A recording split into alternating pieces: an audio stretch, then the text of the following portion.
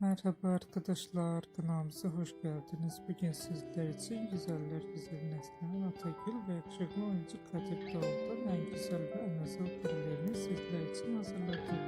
Neslihan Atagül ve Kadir Doğulu çifti Fatih Harbiye dizisinde birbirlerini sevmiş ve evlenmiştiler. Herkes gibi biz de onları birbirine yakıştırıyoruz. Ve biz de sizler için onların en güzel ve en romantik görüntülerini hazırladık. Bu videoların devamı gelmesini istiyorsanız kanalımıza abone olup yorum yazmayı